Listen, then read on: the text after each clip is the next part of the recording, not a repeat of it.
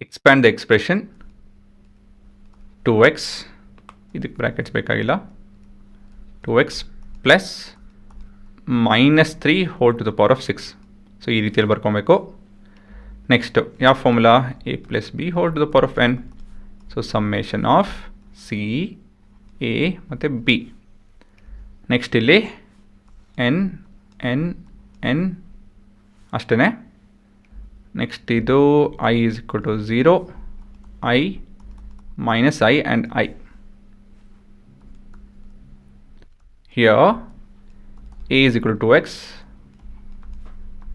b is equal to -3 and n is equal to 6 ಅಲ್ವಾ. Next ಮುಂದಿಂದು solution 6c0, c1, ಆಮೇಲೆ c2, 3, 4, 5, 6 ಇಷ್ಟಿದೆ. Next ನಿಮ್ಮ terms ಹೇಗೆ ಕಾಣುತ್ತೆ ಅಂತ ಹೇಳಿದ್ರೆ 2x to the power of 6, 2x to the power of 5. ಇದೆಲ್ಲ ಪ್ಲಸ್ ಇರಬೇಕಂಡ್ರೋ, ಇಲ್ಲಿ ಮರ್ತೇ ಹೋಯ್ತು.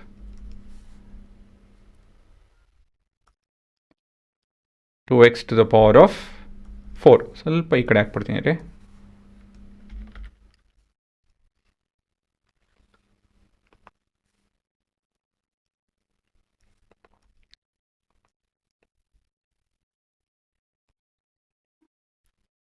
Next 2x to the power of 3, 2, 1 and 0. ಅದಾಯಿತು ಅಂದಮೇಲೆ ಇಲ್ಲಿ 0 ಬರುತ್ತೆ.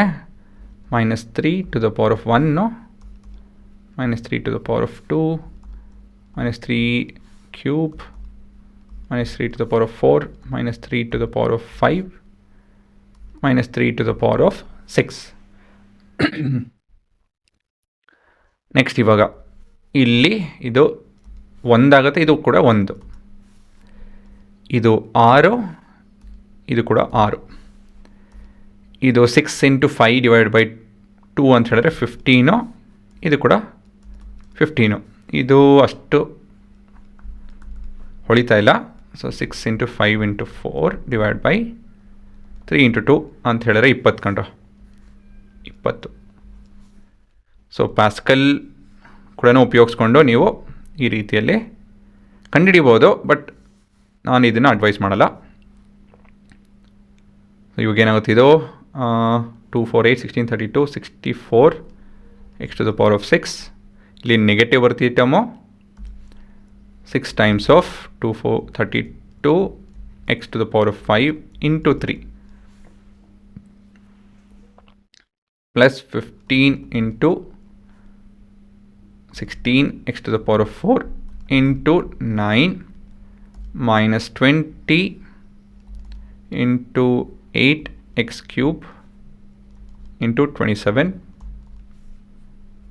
plus 15 into 4x square into 81 minus 6 into 2x into 273. Last term plus ಬರುತ್ತೆ. ಇದೆಷ್ಟು 9, 729 ಕಂಡ್ರು. ಕರೆಕ್ಟ್ 729 ಅಲ್ವಾ. ಕೊನೆಯದಾಗಿ ಸ್ವಲ್ಪ ಸಿಂಪ್ಲಿಫಿಕೇಷನ್ ಮಾಡ್ತು ಅಂದರೆ ಉತ್ತರ ಬಂತು. ಸೊ ಇದನ್ನು ಸಿಂಪ್ಲಿಫೈ ಮಾಡೋದಕ್ಕೆ ಇದು ಮಲ್ಟಿಪ್ಲಿಕೇಷನ್ ಎಲ್ಲ ನಾನು ಕ್ಯಾಲ್ಕುಲೇಟರ್ ಉಪಯೋಗಿಸಿ ಆಯಿತಾ ಮಾಡ್ತೀನಿ. ಆ್ಯಕ್ಚುಲಿ ಮಾಡಿದ್ದೀನಿ. ಸೊ ಅದನ್ನು ನೋಡ್ಕೊಂಡು ಬರೀತಾರೆ. ಇದು -576 x to the power of 5 plus 2160 x to the power of 4 minus 4320 x to the power of 3 plus 4860 x to the power of 2 minus 2916 x to the power of 1 plus 729. So ಇದೆ ನಿಮ್ಮ ಉತ್ತರ.